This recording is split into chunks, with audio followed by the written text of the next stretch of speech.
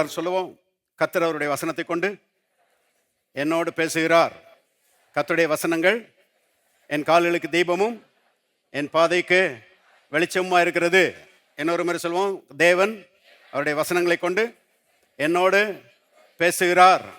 கர்த்தருடைய வசனங்கள் என் கால்களுக்கு தீபமும் என் பாதைக்கு வெளிச்சமா இருக்கிறது. திருப்பவும் கலாத்தியர் 3ஆம் அதிகாரம் 13, 14 ஆகிய வசனங்களை வாசிக்கிறேன். மரத்திலே தூக்கப்பட்ட எவனும் சபிக்கப்பட்டவன் எழுதியிருக்கிறபடி கிறிஸ்து நமக்காக சாபமாகி நியாயப்பிரமாணத்தின் சாபத்திற்கு நம்மை நீங்களாக்கி மீட்டுக் கொண்டார். ஆபிரகாமுக்கு உண்டான ஆசீர்வாதம் கிறிஸ்து இயேசுவினால் புரஜாதிகளுக்கு வரும்படியாகவும் ஆவியை குறித்து சொல்லப்பட்ட வாக்குத்தத்தத்தை நாம் விசுவாசத்தினாலே பெறும்படியாகவும் இப்படி ஆயிற்று. ஜெபிப்போம். பரலோகத்தின் தகப்பனே, நன்றியோடு நாம துதிக்கிறோம். ஜீவனுள்ள வார்த்தைகளை கொண்டு கர்த்தாவே நீர் ஒவ்வொருவரோடும் பேசுகிறீர். கர்த்தாவே, அவர் சகல பிரஸ்தாபத்தை பார்க்கலும் வசனத்தை மைமைப்படுத்தி இருக்கிறார் என்று எழுதியிருக்கிறபடி மைமைப்படுத்தப்பட்ட வசனங்களை கொண்டு எங்களோடு பேசுகிறபடியால் உங்களுக்கு ஸ்தோத்திரம். இயேசுவின் நாமத்தில் பிதாவே, ஆமென். இந்த ஆராதனைக்கு புதிதாக வந்திருக்கிற நண்பர்களே அன்போடு வரவேற்கிறோம். தொடர்ந்து வாருங்கள், இயேசுவை அறிந்து கொள்ளுங்கள். இயேசுவை பற்றிய சத்தியங்களை கேட்டு அவரை அறிந்து கொள்ளுங்கள். நிச்சயமாக வாழ்க்கை ஒரு மறுமலர்ச்சி அடைய போகிறது. அற்புதமான மாற்றங்கள் உடைய வாழ்க்கையிலே ஏற்படும். வேதம் சொல்கிறது, தேவன் ஒருவராய் பெரிய அதிசயங்களை செய்கிறவர். God is a God of miracles. தேவன் அதிசயங்களின் தேவன் என்று வேதம் சொல்கிறது. பாருங்க, வானங்களை பார்க்கும்போது அவர் அதிசயங்களின் தேவன் என்பது விளங்குகிறது. சூரிய சந்திர நட்சத்திரங்கள், பூமி, கடல், மலை, மிருகங்கள், பறவைகள், மீன்கள், எல்லாவற்றுக்கும் மேலாக மனிதர்கள், இவர்களை பார்க்கும்போது ஒன்று தெளிவாய் விளங்குகிறது. ஒருவராய் பெரிய அதிசயங்களை செய்கிறவர் தேவன். தேவன் பாருங்க, அதிசயங்களை செய்கிறவர். விசேஷமாக மனிதருடைய வாழ்க்கையிலே பெரிய அற்புதங்களை அவர் செய்கிறவராய் இருக்கிறார். மனுஷன் தேவனுடைய அற்புத படைப்பு. மனுஷன் தேவனால் படைக்கப்பட்ட ஒரு அதிசய பிரவி. பாருங்க, சங்கீதக்காரன் சொல்லுகிறான், நான் பிரமிக்கத்தக்க அதிசயமாய் உண்டாக்கப்பட்டபடியால் உம்மை துதிப்பேன் என்று சொல்லுகிறான். ஆவி, ஆத்மா, சரீரம் என்று மனிதனை தேவன் படைத்திருக்கிறார். அவனுக்கு குடும்பத்தை கொடுத்திருக்கிறாரு, பொருளாதாரத்தை கொடுக்கிறாரு, அன்பு, சந்தோஷம், சமாதானம், பாருங்க, பரிசுத்தம், ஆரோக்கியம், ஐஸ்வர்யம், ஞானம், அறிவு எல்லாம் தேவனால் கொடுக்கப்படுகிற அதிசயமான நன்மைகள். பாருங்க, இன்றைக்கும் என்றைக்கும் பாருங்க, மனுஷனுக்கு தேவன் அதிசயங்களை செய்கிறவராகவே இருக்கிறார். பாவத்திலிருந்து விடுதலை கொடுத்து பரிசுத்தமாக வாழ பண்ணுகிறார். பாருங்க, வியாதியிலிருந்து விடுதலை கொடுத்து ஆரோக்கியமாக வாழ பண்ணுகிறார். தரித்திரத்திலிருந்து விடுதலை கொடுத்து ஐஸ்வர்யமாக வாழ பண்ணுகிறார். தோல்வியிலிருந்து விடுதலை கொடுத்து வெற்றியாய் வாழ பண்ணுகிறார். தேவன் பாருங்க, மனுஷனுடைய வாழ்க்கையிலே அதிசயங்களை செய்கிறவராய் இருக்கிறார். தேவன் கொடுக்கிற நன்மைகள் அதிசயமான நன்மைகள். ஆனா மனுஷன் பாவத்து நிமித்தமாக அருமையானவர்களே தேவனை விட்டு பிரிந்து கிடக்கிறதுனால சந்தோஷம் இல்லாம, சமாதானம் இல்லாம, அருமையானவர்களே வெட்கத்தோடும் தலைகுனிவோடும் மனுஷன் வாழ்ந்து கொண்டிருக்கிறான். பாருங்க, வாழ்க்கை தோல்விகரமான ஒரு வாழ்க்கையாக இருக்கிறது. அநேகருடைய வாழ்க்கை பாருங்க மடங்கடிக்கப்பட்ட ஒரு வாழ்க்கையாக, தோற்று போகிற ஒரு வாழ்க்கையாக இருக்கிறது. இதிலிருந்து பாருங்க மனுஷனை விடுதலையாக்கி அவனுக்கு வெற்றியை கொடுக்கும்படி தேவன் இயேசுவாக இந்த உலகத்திலே வந்தார். அநேகருக்கு இயேசு ஏன் இந்த உலகத்தில் வந்தார்னே தெரியாது. தோற்று போன மனுஷனை வெற்றிகரமானவனாக மாற்றும்படி பாருங்க இயேசு இந்த உலகத்திலே மனிதனாக வந்தார். அதற்காக கல்வாரி சிலுவையில் அடிக்கப்பட்டார், பரிசுத்த ரத்தத்தை சிந்தினார், மரித்தார், அடக்கம் பண்ணப்பட்டார், 3ஆம் நாள் உயிரோடு எழுந்தார். அருமையானவர்களே, எழுந்து இன்றைக்கு பாருங்க மனுஷனுடைய வாழ்க்கைக்குள்ளே அவர் பிரவேசிக்கும் போது மனுஷனுடைய வாழ்க்கை சாதாரண வாழ்க்கையாக இருக்கிற அவனுடைய வாழ்க்கை அதிசய வாழ்க்கையாக மாறுகிறது. இயேசு அதிசயங்களை செய்கிற நல்ல தேவனாக அவர் இருக்கிறார். ஆகவே அந்த இயேசு வாழ்க்கையில அதிசயங்களை செய்ய வேண்டுமானால், வாழ்க்கை அதிசயகரமான வாழ்க்கையாக மாற வேண்டுமானால் மனுஷன் அவருக்கு இடம் கொடுக்கணும். அவரை பற்றி அறிந்து கொண்டு இயேசுவே என் உள்ளத்துக்குள்ளே வாரும் என்று பாருங்க தன்னை தாழ்த்தி இயேசுவுக்கு அழைப்பு கொடுக்கும் பொழுது இயேசு உள்ளே வருகிறார். இயேசு உள்ளே வருவாரானால் வாழ்க்கை அதிசயமான வாழ்க்கையாக மாறும். ஆகவே இதுவரைக்கும் இயேசுவை ஆண்டவராக ஏற்றுக்கொள்ளாதவர்கள் இயேசுவே என் ஆண்டவரின் உள்ளத்துக்குள்ளே வாரும் என்று சொல்லி அவருக்கு அழைப்பு கொடுங்கள். இயேசுவை ஆண்டவராக ஏற்றுக்கொண்ட தேவனுடைய மக்களுக்கு இயேசு கிறிஸ்து அற்புதமான மீட்பராக இருக்கிறார் என்பதை பார்த்து கொண்டிருக்கிறோம். Jesus is our wonderful redeemer. பாருங்க, இயேசு கிறிஸ்து நம்முடைய அற்புதமான மீட்பராய் அவர் இருக்கிறார். 1 கொரிந்தியர் புஸ்தகம் 1ஆம் அதிகாரம் 31ஆம் வசனத்தில் நாம் பார்த்தோம், அவரே தேவனால் நமக்கு ஞானமும் நீதியும் பரிசுத்தமும் மீட்புமானார். எல்லாரும் சொல்லுவோம், இயேசுவே தேவனால் என்னுடைய மீட்பராயிருக்கிறார். இன்னொரு முறை சொல்லுவோம், இயேசுவே தேவனால் என்னுடைய மீட்பராயிருக்கிறார். இன்னொரு முறை சொல்லுவோம், இயேசுவே தேவனால் என்னுடைய மீட்பராயிருக்கிறார். விசுவாசிக்கிறீங்களா? பாருங்க, இயேசு நம்முடைய மீட்பராக அவர் இருக்கிறார். ஆதாம் செய்த பாவத்து நிமித்தமாக அருமையானவர்களே, நாம் எல்லாரும் பிசாசின் அடிமைகளாக இருந்தோம். பிசாசின் சரக்காகிய பாவம், வியாதி, தரித்திரம், சாபம், பில்லிசூனியம், மனக்குழப்பம், இவைகள் அருமையானவர்கள் நம்மை ஆண்டு கொண்டிருந்தது. கர்த்தருக்கு ஸ்தோத்திரம். நம்முடைய மீட்பராக இயேசு இந்த உலகத்திலே வந்து நமக்காக பாடுபட்டு இரத்தத்தை சிந்தி எல்லா பிசாசின் அடிமைத்தனத்திலிருந்து நம்மை விடுதலை ஆக்கி இருக்கிறார். எந்த பிசாசின் அடிமைத்தனத்துக்கும் இன்னைக்கு நாம அருமையானவர்களே உள்ளானவர்கள் அல்ல. எல்லா பிசாசினுடைய தீமையிலிருந்தும் கர்த்தர் நம்மை விடுதலை ஆக்கி இருக்கிறார். எத்தனை பேர் சந்தோஷமா இருக்கிறீங்க?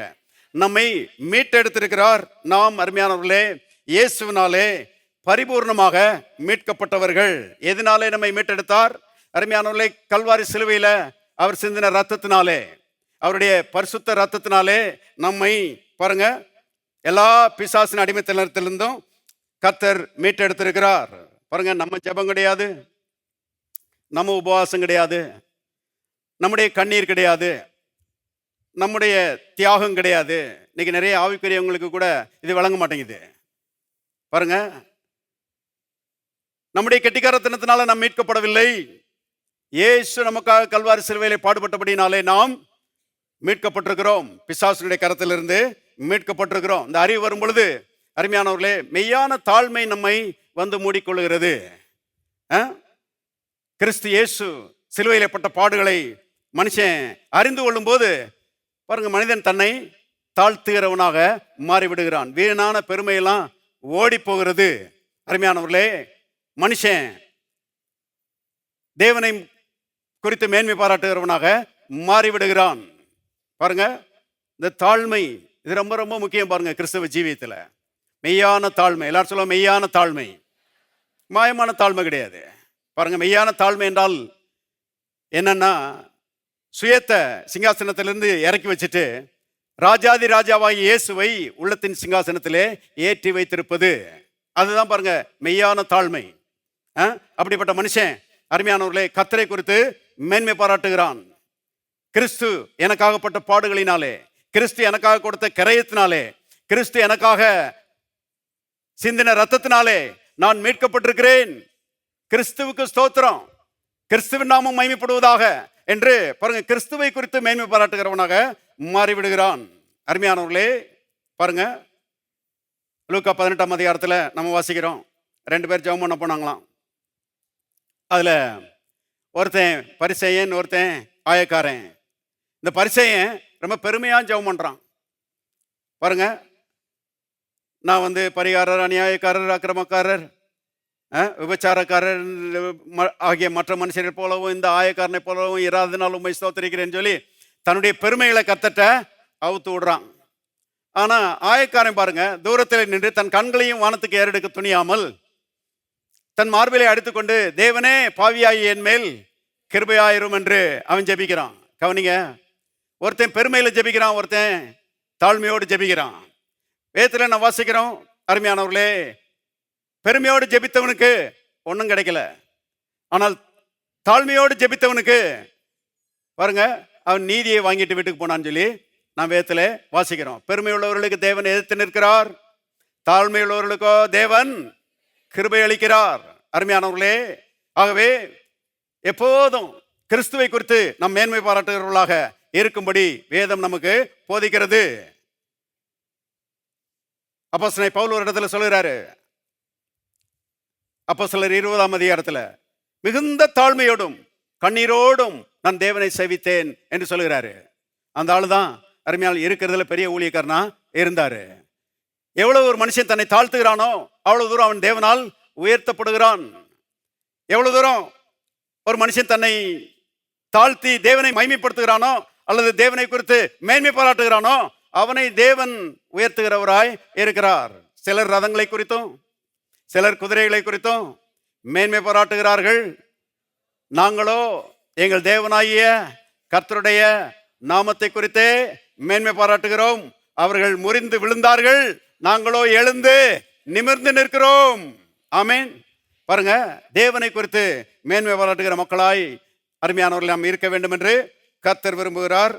பாருங்க, இயேசு நம்மை தரித்திர சாபத்திலிருந்து விடுதலையாக்கி இருக்கிறார் என்பதை பார்க்க ஆரம்பிச்சோம் இல்லையா?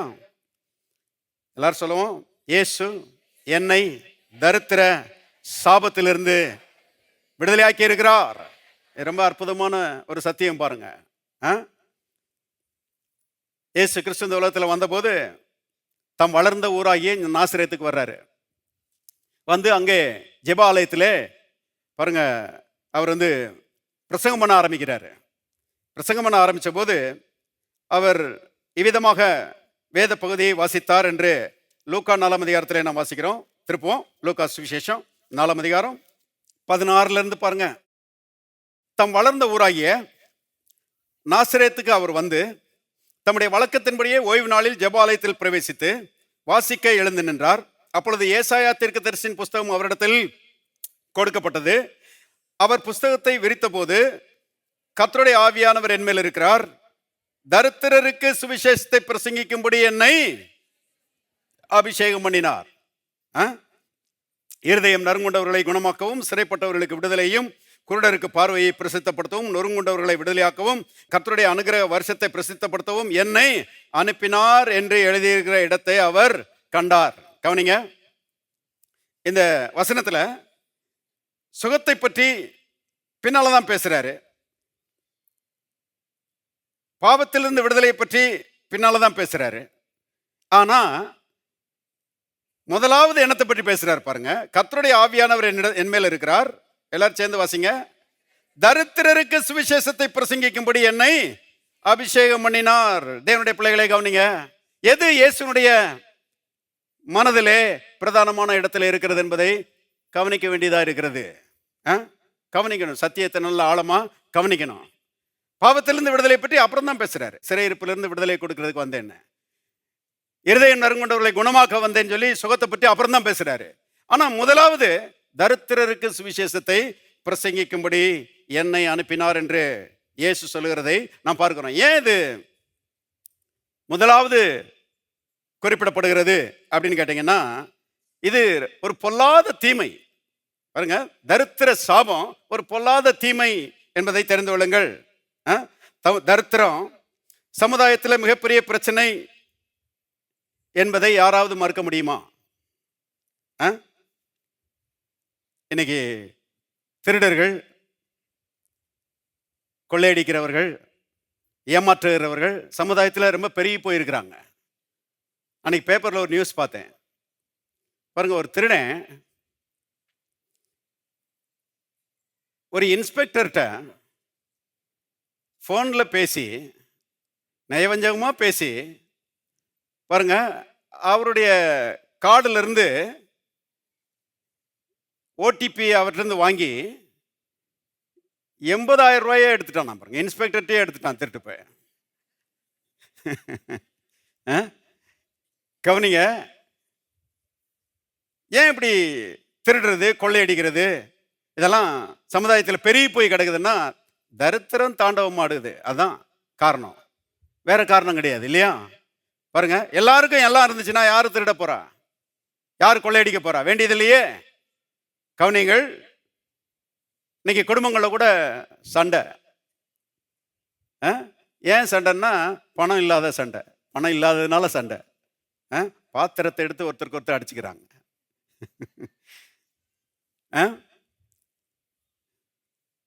வியாபார ஸ்தலத்தில் சண்டை, தொழில் செய்கிற இடங்கள்ல சண்டை. பாருங்க, முதலாளிக்கும் தொழிலாளிக்கும் சண்டை. ஏன்னா பாருங்க, அதுக்கு காரணம் தரித்திரம் தான். அருமையானவர்களே, தரித்திரம் ஒரு மேன்மையான அனுபவம் என்று சொல்வதை போல முட்டாள்தனம் வேற எதுவும் கிடையாது. எத்தனை பேருக்கு நான் சொல்றது வழங்குது? பாருங்க, ஒரு தத்துவம் இருக்குது பாருங்க. ஏழையா இருந்தா தான் பரிசுத்தமா இருக்க முடியும் அப்படின்னு ஒரு தத்துவம் இருக்குது. இதை நிறைய பேர் பின்பற்றுகிறாங்க. ஏழையா இருந்தா தான் பரிசுத்தமா இருக்க முடியும். யார் சொன்னா ஏழையா இருந்தா தான் பரிசுத்தமா இருக்க முடியும்னு சொல்லி? பைபிள்ல எங்க போட்டிருக்குது பாருங்க. பரிசுத்தத்துக்கும் இயேசுவின் ரத்தத்துக்கும் சம்பந்தம் இருக்குதே ஒழிய பரிசுத்தத்துக்கும் பாருங்க ஏழ்மைத்தனத்துக்கும் சம்பந்தம் இருக்குதுன்னு பைபிள்ல போடல. அருமையானவர்களே, சத்தியத்தை அறிவீர்கள், சத்தியம் உங்களை விடுதலையாக்கும்.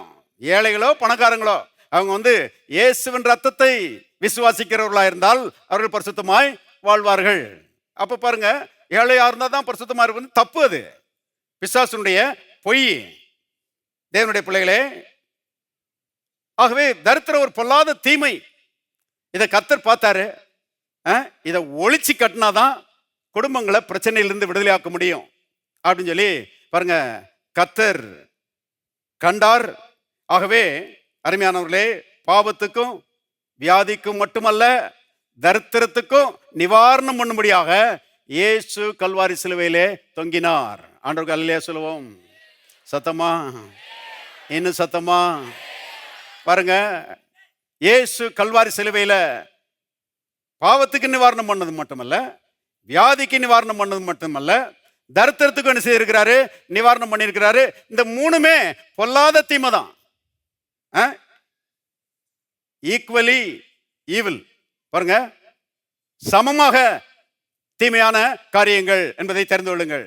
ஆகவே கல்வாரி சிலுவையில ரத்தத்தை சிந்தி பாவத்தின் கொடுக்க ஒடிச்சிருக்கிறாரு, வியாதியின் கொடுக்க இயேசு ஒடிச்சிருக்கிறாரு.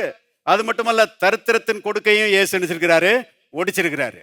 அருமையானவர்களே, பாவத்தையும் ஒண்ணு இல்லாம ஆக்கி இருக்கிறாரு, வியாதியையும் ஒண்ணு இல்லாம ஆக்கி இருக்கிறாரு, தரித்திரத்தையும் இயேசு நமக்காக ஒண்ணு இல்லாம ஆக்கி இருக்கிறாரு.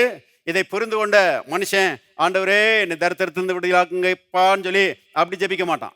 இன்னைக்கு நிறைய பேர் அப்படி ஆண்டவரே உபவாசம் இருக்கிறேன் ஐயா, 3 நாள் உபவாசம் இருக்கிறேன் கர்த்தாவே, 7 நாள் உபவாசம் இருக்கிறேன் ஆண்டவரே, தரித்திரத்திலிருந்து என்னை விடுதலையாக்கும் ஆண்டவரே அப்படின்னு சொல்லி ஜெபிச்சிட்டு இருக்கிறாங்க.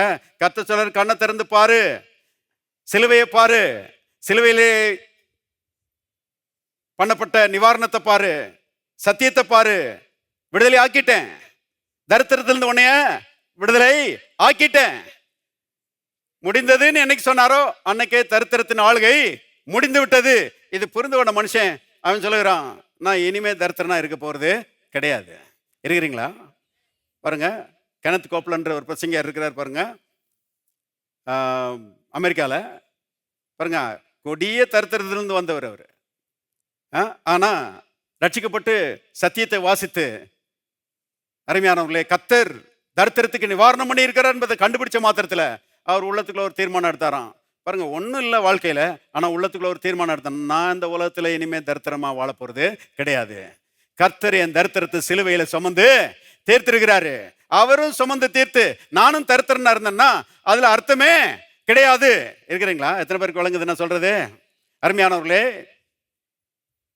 அப்ப முடிவு பண்ணாராம், I am going to be rich, நான் ஐஸ்வர்யமா வாழ போறேன், இயேசுவின் நாமத்தினால இந்த தரித்திரத்தை நான் மேற்கொள்ள போறேன்னு சொல்லி தீர்மானம் பண்ணாராம். இன்னைக்கு அவருடைய நிலைமையை பார்த்தா ரொம்ப ஆச்சரியமான ஒரு நிலைமை பாருங்க. கற்பனை பண்ணி பார்க்க முடியாத ஒரு உயரத்துக்கு கர்த்தர் அவரை கொண்டு வந்திருக்கிறாரு. இப்போ நாமும் அவ்விதமாக சத்தியத்தை புரிந்து கொள்ள வேண்டியது அவசியமா இருக்கிறது. 2 கொரிந்தியருக்கு போவோம். 2 கொரிந்தியர் 8ஆம் அதிகாரம், தெரிந்த வசனம், மறுபடியும் வாசிக்கலாம். 2 கொரிந்தியர் 8ஆம் அதிகாரம் 9ஆம் வசனம் பாருங்க. நம்முடைய கர்த்தராகிய இயேசு கிறிஸ்துவின் கிருபையை அறிந்திருக்கிறீர்களே, அவர் ஐஸ்வர்யமுள்ளவராயிருந்தோம் நீங்கள் அவருடைய தரித்திரத்தினாலே ஐஸ்வர்யவான்களாகும்படிக்கு உங்கள் நிமித்தம் தரித்திரரானாரே. What a clear statement. என்ன அருமையான பாருங்க சத்தியம். இந்த ஒரு வசனம் வழங்கினா போதும் கிறிஸ்தவ மக்களுக்கு தரித்திரம் ஓடியே போயிடும். எத்தனை பேர் ஆமென் சொல்றீங்க? பாருங்க, கர்த்தருடைய கிருபை நம்மை ஐஸ்வர்யவான்களாக மாற்றி இருக்கிறது. இயேசு நம்முடைய தரித்திரத்தை சிலுவையிலே சுமந்து தீர்த்திருக்கிறார். அதன் விளைவாக தேவனுடைய ஐஸ்வர்யம் நமக்கு கொடுக்கப்பட்டிருக்கிறது. எல்லாரும் சொல்லுவோம், அவருடைய தரித்திரத்தினாலே நான் ஐஸ்வர்யவானாகும்படிக்கு இயேசு கிறிஸ்து என் நிமித்தம் தரித்திரரானாரே. பாருங்க, நாம் ஐஸ்வர்யவான்களாகும்படிக்கு நம் நிமித்தம் நினைச்சிருக்கிறாரு, தரித்திரர் ஆகியிருக்கிறாரு. மறுபடியும் சொல்லுகிறேன், அவர் சிலுவையில் தரித்திரராகி நாமும் பாருங்க தரித்திரத்தில் வாழ்ந்தோம்னா அதுக்கு அர்த்தமே கிடையாது. பாருங்கள், சத்தியத்தை எவ்விதமாக நாம் புரிந்து கொள்கிறோம் என்பது ரொம்ப ரொம்ப முக்கியம்.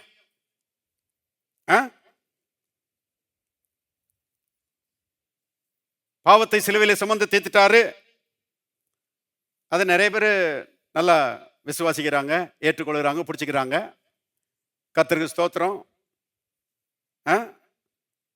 இயேசு என் பாவத்தை சுமந்து தீர்த்ததுனால நான் பாவத்தில் வாழ மாட்டேன் அப்படின்றது ரொம்ப சிம்பிளா நிறைய விசுவாசிகள் அதை ஏற்றுக்கொள்கிறார்கள், விசுவாசிக்கிறார்கள். பாருங்க, பாவத்தின் அடிமைத்தனத்திலிருந்து வெளியே வர்றாங்க, பரிசுத்தமா வாழுகிறாங்க. கர்த்தருக்கு ஸ்தோத்திரம். ஏன்னா அதை புரிந்து கொண்டார்கள். பாருங்க, அதே டோக்கன் தான், அதே விதத்துல தான் அவர் நம்முடைய வியாதிகளையும் சுமந்து தீர்த்திருக்கிறாரு. அவர் என் பாவத்தை சுமந்து தீர்த்ததுனால நான் இனிமே பாவத்தின் அடிமைத்தனத்தில் வாழ மாட்டேன்னு சொல்லி அவிதமாக விசுவாசிக்கிறவர்கள் தான் அவர் என் வியாதியை சுமந்து தீர்த்ததுனால நான் வியாதியின் அடிமைத்தனத்தில் வாழ மாட்டேன்னு சொல்லி அப்படி விசுவாசிக்கிறவர்களாய் இருக்க வேண்டும். அப்படி விசுவாசிக்கிறவர்களாக இருக்கும்போது தான் வியாதியை மேற்கொள்ளக்கூடிய அருமையான பலன் வருகிறது. எத்தனை பேர் ஆமென் சொல்றீங்க? பாருங்க, வியாதிக்கு நமக்கும் சம்பந்தமே கிடையாது. வியாதியை இயேசு சிலுவையில சுமந்து தீர்த்திருக்கிறார். அதனாலதான் ஏன் வியாதின்னு சொல்லக்கூடாது, நீங்க ஏன் வயிற்று வலின்னு சொல்லக்கூடாது, ஏன் கால் வலி, ஏன் முட்டு வலின்னா நீங்க அதை உரிமை பாராட்டுறீங்க, அது உங்களுடையதுன்னு சொல்லி நீங்க சொல்றீங்க. அது உங்களை விட்டு போகாது. தேவனுடைய பிள்ளைகளே கவனிங்க, அது பிசாசுனுடைய கால்வலி, அது பிசாசுனுடைய வயிற்று வலி, அது பிசாசுனுடைய மண்டவலி. இருக்கிறீங்களா? பாருங்க, அதை பிசாசு கொண்டாந்து திணிக்கிறதுக்கு பிரயாசப்படுகிறான். நான் அக்செப்ட் பண்ண மாட்டேன். இயேசுவின் நாமத்தில் என் சரத்தை விட்டு போ, என் சரத்தில் இருப்பதற்கு உனக்கு உரிமை கிடையாது. இதுதான் விசுவாசம். இந்த விசுவாசத்தினால தான் நம்ம உலகத்தை என்ன செய்கிறோம்? ஜெயிக்கிறோம். இந்த விசுவாசத்தினால தான் நாம் அருமையான வியாதிகளை ஜெயிக்கிறோம். எல்லாரும் சொல்லுவோம், என்னுடைய விசுவாசமே வியாதியை ஜெயிக்கிற ஜெயம். வேதம் விதமாக சொல்லுகிறது. கவனிங்க, அப்ப வியாதியை என்ன செய்யலாம்? சரத்தை விட்டு என்ன செய்யலாம்? விரட்டி அடிச்சிடலாம். லில்லியன் ஈவமேன்ஸ் என்ற ஒரு அம்மாட்ட ஒரு பைபிள் காலேஜ் மாணவர் வந்தாராம். வந்தவுடனே, அம்மா எனக்காக ஜெபம் பண்ணுங்கம்மா அப்படின்னு சொல்லி கேட்டாராம். அவர் சொன்னார், எதுக்காக ஜெபம் பண்ணணும் அப்படின்னு சொல்லி அந்த அம்மா கேட்டாங்களாம். அதுக்கு அந்த மாணவர் சொன்னாராம், ஏன் மண்டவலிக்காக ஜெபம் பண்ணுங்கம்மா அப்படின்னு சொல்லி அந்த மாணவன் சொன்னாராம். இந்த மாதிரி சொன்னாங்களாம், ஜெபம் பண்ணவே மாட்டேன்னு. அவருக்கு ரொம்ப ஷாக் ஆயிடுச்சு. என்ன இந்த அம்மா இந்த மாதிரி ஜெபம் பண்ணுங்கம்மான்னு கேட்டா நான் மாட்டேன்னு சொல்லிட்டாங்களேன்னு சொல்லி, ஏம்மா அப்படி சொல்றீங்கன்னு சொல்லி கேட்டாராம். அப்போ அந்த அம்மா சொன்னாங்களாம், நீ என்னைக்கு ஏன் மண்டவலின்னு அதை குறித்து உரிமை பாராட்டுகிறாயோ அன்னைக்கு அது மண்டையை விட்டு என்ன செய்யாது? போகாது. அது பிசாசு கொண்டு வந்த மண்டவலி. இயேசு அதை சிலுவையில் சுமந்து தீர்த்திருக்கிறாரு. நான் அதை சுமக்க மாட்டேன். இயேசுவின் நாமத்தில் என் சரீரத்தை விட்டு அது போகும்படி ஜெபம் பண்ணுங்கம்மான்னு சொல்லு, நான் ஜெபம் பண்ணுறேன்னு சொன்னாங்களாம். எத்தனை பேர் நான் சொல்றது வழங்குதுங்க? அப்போ சத்தியத்தை அவிதமாக புரிந்து கொள்ள வேண்டியது அவசியமாய் இருக்கிறது. I refuse to be sick. நான் வியாதியா இருக்க மறுக்கிறேன். ஹலோ, ஜான் ஜி லேக்னு சொல்லி ஒரு பிரசங்கியா இருந்தார் பாருங்க. அவர் சவுத் ஆப்பிரிக்காவில் ஊழியம் செய்தார். அவர் பாருங்க இப்படி சொல்லுவாராம், வியாதி கிருமிகள் சரீரத்தை பட்ட மாத்திரத்தில் வியாதி கிருமிகள் செத்து போயிடும் அப்படின்னு சொல்லி அப்படி விசுவாசிப்பாராம். விசுவாசிக்கலாமா? அப்படி கண்டிப்பா விசுவாசிக்கலாம். ஏனென்றால் இயேசு நம்முடைய வியாதிகளை நினைச்சிருக்கிறாரு, சுமந்து தீர்த்திருக்கிறாரு. வியாதி கிருமிகள் என் சரீரத்தில் பட்ட மாத்திரத்தில் வியாதி கிருமிகள் செத்து போயிரும் சொல்லி அவிதமாக விசுவாசிப்பாராம். அவர் ஊழியம் செய்து கொண்டிருந்த அந்த நாட்களில் தென்னாப்பிரிக்காவில் பாருங்க ஒரு விதமான கொள்ளை நோய் பரவச்சான். பயங்கரமான ஒரு கொள்ளை நோய். அது அட்டாக் பண்ண மாத்திரத்தில் கொஞ்ச நேரத்தில் பாருங்க வாயிலிருந்து நுர நுறையா வருமா. இப்படி பல மணி நேரங்கள் வாயிலிருந்து நுர நுறையா வந்து அப்படியே அந்த ஆள் மயங்கி அப்புறம் மறிச்சு போயிடுவாராம். அப்படி ஒரு கொள்ளை நோய் பாருங்க. அந்த நுரையை எடுத்து பார்த்தா பாருங்க அந்த நுரையில அந்த கொள்ளை நோயினுடைய அந்த வியாதி கிருமிகள் அப்படியே உயிரோட அப்படி துடிச்சிட்டு இருக்குமா பாருங்க. நூற்றுக்கணக்கான வியாதி கிருமிகள் அப்படியே அந்த நுரையில இருக்கிறத மைக்ரோஸ்கோப்ல பார்க்கலாமா. ஜான் ஜி லேக் சொன்னாரு, அந்த நுரையை எடுத்து என் கையில வைங்க, என் கையில வச்சுட்டு மைக்ரோஸ்கோப் வச்சு பாருங்க அப்படின்னு சொல்லி சொன்னாராம். பாருங்க அவங்க சொல்றாருன்ட்டு அந்த நுரையை எடுத்து இவர் கையில வச்சாங்களாம். வச்சுட்டு அதை மைக்ரோஸ்கோப் கீழே வச்சு பார்த்தா எல்லா கிருமிகளும் செத்து இருந்துச்சான் பாருங்க. ஏன்னா அது அவருடைய விசுவாசம். வியாதி கிருமிகள் என் சரீரத்தில் பட்டா அது செத்து போயிடும் என்பது அவருடைய விசுவாசம். இயேசுவின் உயிர்ப்பிக்கிற வல்லமை எனக்குள்ளே இருக்கிறது. இயேசுவின் உயிர்ப்பிக்கிற வல்லமை என் சரீரத்தை ஆண்டு கொண்டிருக்கிறது. இருக்கிறீங்களா? எபேசியர் 1ஆம் அதிகாரத்தை நீங்க வாசித்து பாருங்க. அருமையானவர்களே, அங்கே விசுவாசிக்கிறவர்களுக்கு பாருங்க உயிர்த்தெழுதலின் வல்லமை வேலை செய்கிறது என்று எழுதப்பட்டிருக்கிறது. அப்ப எத்தனை பேர் விசுவாசிக்கிறீங்க? பாருங்க, வியாதி நம்முடைய சரீரத்தை ஆள வேண்டிய அவசியம் கிடையாது. ஏனென்றால் வியாதியை இயேசு சிலுவையில் நினைச்சிருக்கிறாரு, சுமந்து தீர்த்திருக்கிறார். அதே விதத்துல தான் அருமையானவர்களே தரித்திரத்தையும் இயேசு சிலுவையில் நினைச்சிருக்கிறாரு, சுமந்து தீர்த்திருக்கிறாரு. இப்போ அதை விசுவாசிக்கிற ஒரு மனுஷன் அவன் சொல்லுகிறான், நான் தரித்திரத்தின் அடிமைத்தனத்தில் வாழவே மாட்டேன். இந்த தரித்திரம் என்னை போட்டு ஆளுகை செய்வதற்கு நான் இடம் கொடுக்கவே மாட்டேன். நான் விசுவாசிக்கிறேன், கர்த்தர் என்னுடைய கைகளின் பிரயாசத்தை ஆசீர்வதிக்கிறார், எனக்கு பாக்கியமும் நன்மையும் உண்டாயிருக்கும். என் கைகளின் பிரயாசத்தை ஆசீர்வதிக்கும்படி கர்த்தர் தம்முடைய நல்ல பொக்கிஷாலையாத வானத்தை திறப்பார். நான் கடன் வாங்காதிருப்பேன். சொல்லுங்க, அநேக ஜாதிகளுக்கு கடன் கொடுப்பேன். எல்லாரும் சொல்லுவோம், நான் கடன் வாங்காதிருப்பேன், நான் அநேக ஜாதிகளுக்கு கடன் கொடுப்பேன். பாருங்க, அவ்விதமாக அருமையானவர்களே கர்த்தர் நம்மை தரித்திரத்திலிருந்து என்ன செய்திருக்கிறாரு? விடுதலை ஆக்கி இருக்கிறார். இதை விசுவாசிக்க வேண்டியது நம்முடைய பொறுப்பு. விசுவாசிச்சு எல்லா பிசாசினுடைய அடிமைத்தனங்களையும் உடை தெரிய வேண்டிய பாருங்க ஒரு வேலையை நாம தான் செய்யணும். அது நமக்கு எல்லாம் கொடுத்திருக்கிறாரு. இயேசுவின் நாமத்தை அதுக்கு தான் கொடுத்திருக்கிறாரு. இயேசுவின் ரத்தத்தை அதுக்கு தான் கொடுத்திருக்கிறாரு. தேவ ஆவியானவரை நம்ம அதுக்கு தான் கொடுத்திருக்கிறாரு. தேவனுடைய வார்த்தையை அதுக்கு தான் கொடுத்திருக்கிறாரு. எல்லாத்தையும் வச்சுக்கிட்டு சிலர் பாருங்க வல்லமையான ஆயுதங்களை வச்சுக்கிட்டு சிலர் பிசாசுக்கு அடிமைகளாகவே இருக்கிறாங்க. இருக்க வேண்டிய அவசியம் இல்லை. அவர் பிரசங்கியார் சொன்னாரு, the prison door is open, what are you still doing on the inside? சிறை கதவை கர்த்தர் உடைச்சு திறந்து விட்டுருக்கிறாரு. ஏன் இன்னும் உள்ளே அடிமைத்தனத்துக்குள்ளே இருக்கிறீங்க? ஏன் இன்னும் சிறைச்சாலைக்குள்ளே இருக்கிறீங்க? இருக்க வேண்டிய அவசியம் இல்லை. உதறணும். இயேசுவின் நாமத்தில் இருக்கிறீங்களா? வியாதியை உதறணுங்க. பாருங்க, பாவத்தின் அடிமைத்தனங்களை உதறணும். அதே போல தரித்திரத்தையும் உதறணும். தரித்திரம் எனக்கு கிடையாதுன்னு சொல்லி விசுவாசிக்க வேண்டும். அப்பொழுதுதான் பாருங்க அற்புதங்கள் நடக்கும் என்பதை தெரிந்து கொள்ளுங்கள். பாருங்க, இப்படி விசுவாசத்தினால தான் நான் தரித்திரத்தை உடைச்சி எரிஞ்சிருக்கேன் என் வாழ்க்கையை விட்டு. பாருங்க, எங்க தாத்தா பாட்டி, எங்க அப்பா அம்மா எல்லாரும் பரம ஏழைகள். பாருங்க, நான் ஸ்கூல் முடிச்சுட்டு காலேஜுக்கு போகும்போது எங்கள் குடும்பம் பயங்கர கடனுக்குள்ளே இருந்துச்சு. சொல்லுவாங்க இல்லையா, மொல்ல கடன். அந்த மாதிரி மொல்ல கடனுக்குள்ளே இருந்தாங்க எங்கள் குடும்பம். அருமையானவர்களே, நான் இங்கே காலேஜுக்கு வந்து படிச்சுட்டு இருந்தேன். நான் என்ன யோசித்தேன்னா, கடனுக்கு கீழே வாழுகிற வாழ்க்கை தான் இயல்பு வாழ்க்கை. கடனுக்கு மேலே வாழுகிற வாழ்க்கை அது குதிரை கொம்பு, அது அபூர்வமான ஒரு வாழ்க்கை. அப்படி எல்லாரும் வாழ முடியாது போல.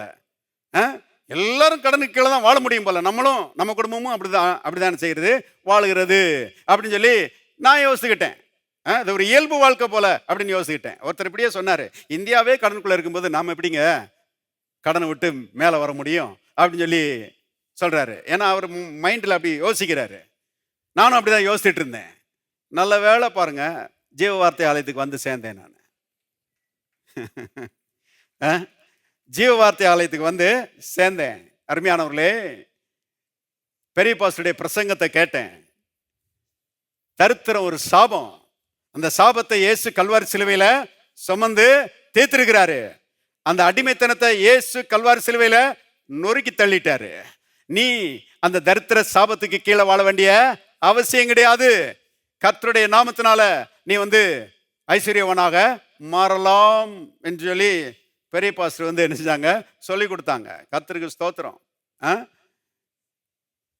பழைய ஏற்பாட்டில் மோசே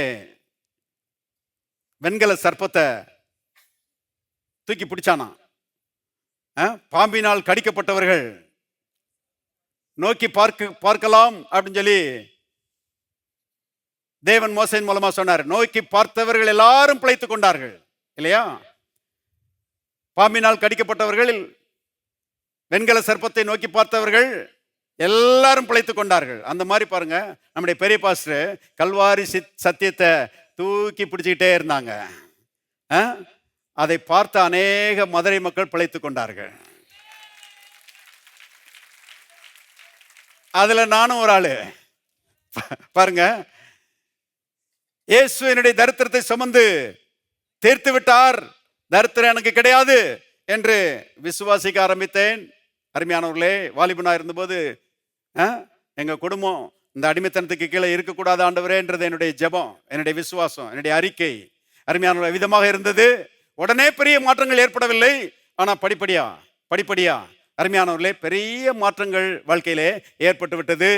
மைனஸ்ல போயிட்டு இருந்த அருமையானவர்களே வாழ்க்கை பிளஸ்ல போக ஆரம்பித்து விட்டது. கர்த்தர் எவ்வளவு நல்லவர் பாருங்க. இன்னைக்கும் ரட்சிக்கப்பட்ட ஒவ்வொரு தேவனுடைய பிள்ளைகளும் மைனஸ்ல வாழக்கூடாது, அவர்கள் பிளஸ்ல வாழணும். அருமையானவர்களே, பற்றாக்குறையில வாழக்கூடாது, அபரிமிதத்தில் அவர்கள் வாழ வேண்டும் என்று கர்த்தர் விரும்புகிறார். எத்தனை பேர் ஆமென் சொல்றீங்க? எல்லாரும் கரங்களை தட்டி நாம் கர்த்தரை ஸ்தோத்திரிப்போம். Praise the Lord. Hallelujah. பாருங்க, கடன் பிரச்சனையிலிருந்து பாருங்க விடுதலையாக முடியாம கஷ்டப்படுறீங்களா?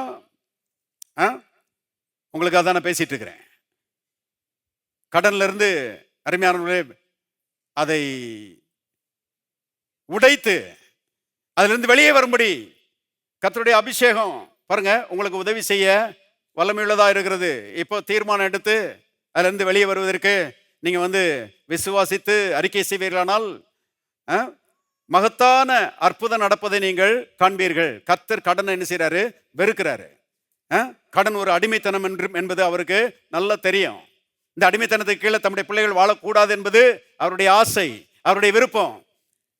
பாருங்க, எலிசாவின் நாட்கள்ல இஸ்ரவேல் மக்கள் கானான் தேசத்தில் இருக்கிறாங்க. இப்போ ரொம்ப நெருக்கடியா ஆயிடுச்சு. ஜனக்கூட்டம் பெருகுது. கொஞ்சம் நெருக்கடியான உடனே தீர்க்கதரிசிகளின் புத்திரர்கள் வந்து எலிசாவிட்ட வந்து கேட்குறாங்க, ஐயா இடம் ரொம்ப நெருக்கடியா இருக்குது, நாங்கள் வந்து யோர்தான் பக்கத்தில் போய் மரங்களை வெட்டி அங்க வீடுகளை கட்டி அங்க நாங்க குடியிருக்க போறோம் அப்படின்னு சொல்லி எலிசாட்ட கேட்குறாங்க. எலிசா போங்க அப்படின்றாரு, தாராளமா போங்க, நல்ல விசாலமான இடத்துல நீங்க குடியிருப்பது தான் தேவனுடைய திட்டம். எத்தனை பேர் ஆமென் சொல்றீங்க? ஏசாயாவில் நீங்க வாசித்து பார்த்தீங்கன்னா அங்கே சொல்லப்பட்டிருக்கிறது, என் ஜனங்கள் நிலையான வாசஸ்தலங்களிலும் பாருங்க சமாதான தாபரங்களிலும் அமைதியாய் குடியிருக்கும் இடங்களிலும் குடியிருக்கும். நீங்க பாருங்க உங்க வீடு சமாதான தாபரமாக நிலையான வாசஸ்தலமாக அமைதியாய் குடியிருக்கிற ஒரு நல்ல வீடா இருக்க வேண்டும் என்று கர்த்தர் விரும்புகிறார். அது நெருக்கடியான வீடா இருக்கிறத காட்டிலும் அது விசாலமா இருக்க வேண்டும் என்று கர்த்தர் விரும்புகிறார். இருக்கிறீங்களா? அப்ப நாங்க விசாலமா வீடு கட்டுவதற்கு போறோம் அப்படின்னு உடனே எலிசா உடனே சொல்றாரு போங்க அப்படின்றாரு. அவங்க என்ன சொல்றாங்க, ஐயா தயவு செய்து எங்க கூட நீங்களும் வாங்கன்றாங்க. நீங்களும் வாங்கன்னு சொல்லி கேட்ட உடனே சரி நானும் வர்றேன் அப்படின்னு சொல்லி எலிசா அவங்க கூட போறாரு. அங்க போனா பாருங்க அங்க உத்தரங்களை வெட்டுறாங்க, மரங்களை வெட்டுறாங்க. வெட்டி அது மூலமா வீடை கட்டலான்னு சொல்லி வெட்டிட்டு இருக்கும்போது ஒருத்தன் வெட்டினான் பாருங்க. வெட்டும் போது கோடரி அப்படியே யோர்தானுக்குள்ள விழுந்துருச்சான், தண்ணிக்குள்ள விழுந்துருச்சான். கோடாரி தண்ணிக்குள்ள விழுந்த உடனே அவன் அலறான். ஏன் அலறானா, ஐயா அது இரவலாக வாங்கப்பட்ட கோடாரி, ஒருத்தன்ட்டு நான் கடன் வாங்கிட்டு வந்தேன், அந்த கோடாரி இது இப்ப தண்ணிக்குள்ள விழுந்துருச்சே அப்படின்ன உடனே எலிசா கேட்கிறாரு, எங்க விழுந்துச்சு அப்படின்னு சொல்லிக்கிறார். அந்த இடத்த காமிக்கிறான். எலிசா ஒரு கம்பை வெட்டி அதை அங்க போடுறாரு. போட்ட மாத்திரத்துல பைபிள்ல போட்டிருக்குது, அந்த கம்பு அந்த இரும்பை தூக்கிட்டு வந்துருச்சான்.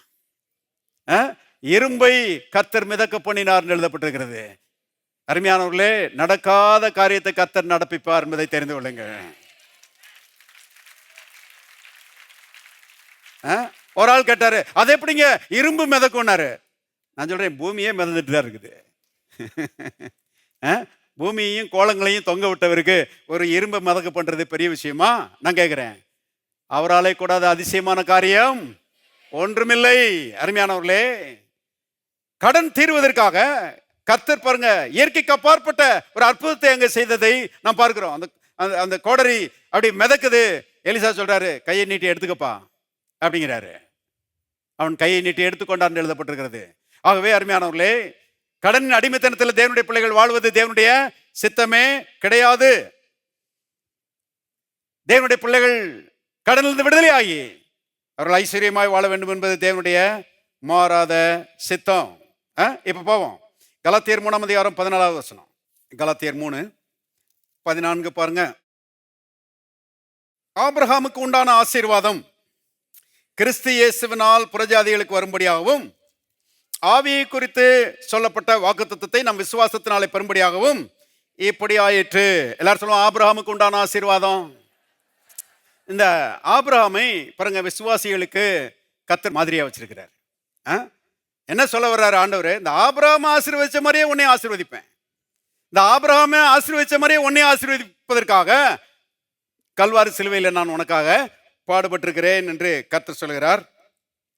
இங்க ஆபிரகாமின் ஆசீர்வாதம் இயேசுவின் மூலமாய் நமக்கு வருகிறது. எல்லாரும் முதல்ல ஒரு அறிக்கை செய்வோம். ஆபிரகாமின் ஆசீர்வாதம் இயேசுவின் மூலமாய் எனக்கு வருகிறது. ஆபிரகாமின் ஆசீர்வாதம் இயேசுவின் மூலமாய் எங்களுக்கு வருகிறது. பாருங்க,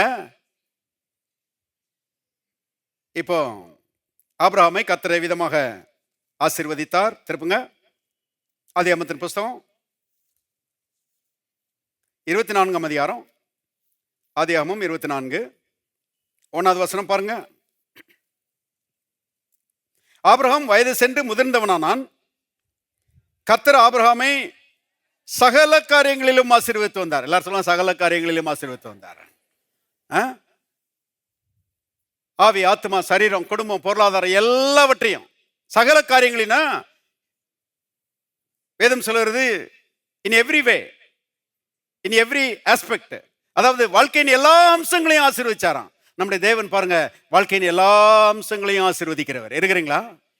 பாருங்க, அவர் ஒரு சில அம்சங்களை மட்டும் ஆசீர்வதிச்சுட்டு ஒரு சில அம்சங்களை ஆசீர்வதிக்காம விட்டுறவர் இல்லை.